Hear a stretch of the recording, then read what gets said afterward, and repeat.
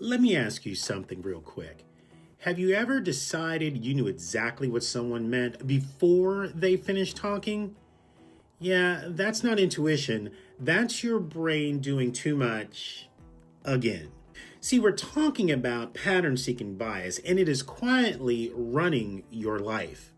Here's what's actually happening in your head. Your brain processes 11 million bits of information every second.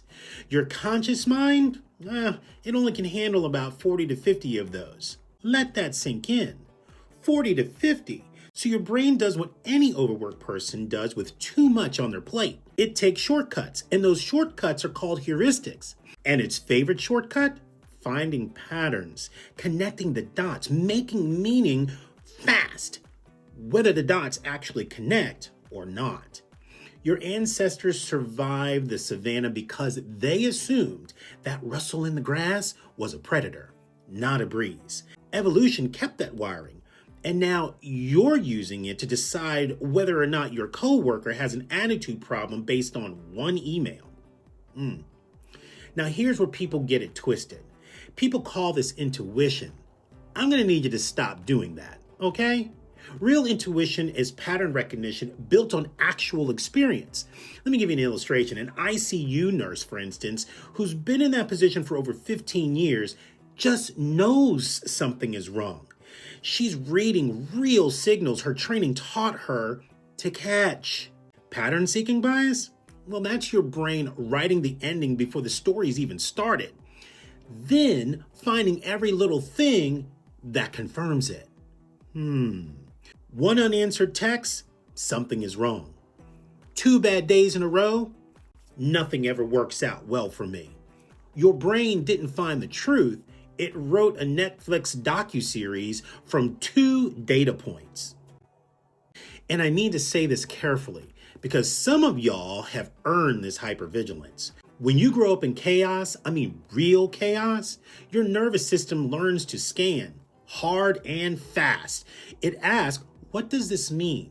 How quickly do I need to react?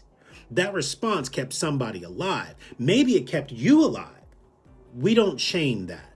But we also have to be honest. That same system in a safe room can overread everything. It pulls meaning from static. It turns a neutral face into a threat, a delay into a rejection. That's not a character flaw.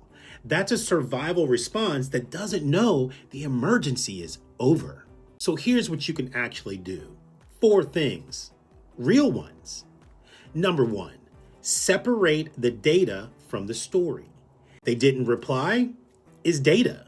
They're mad at me is a story. Stop marrying them off so fast. Number 2, make your brain give you at least 3 explanations, not just one. Your first one is usually your most emotional one. The second and third are where the truth tends to live. Number 3, check your body before you trust the conclusion. Chest tight? Jaw locked? You might be reading threat, not truth. Your nervous system is a witness. It's not always a historian. Number 4, delay meaning making when you're tired, hungry, or scared. Exhaustion turns static into prophecy real fast. And the science backs this up. Neuroplasticity is real. The brain can literally build new pathways, not by vibes, but by repetition, by practicing the pause. Your brain is not broken.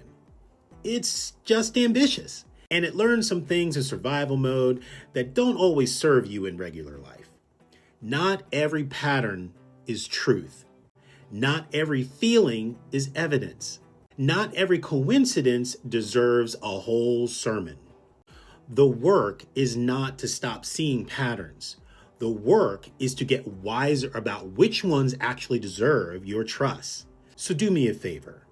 Follow for more bias breaks. They make you sharper, not louder.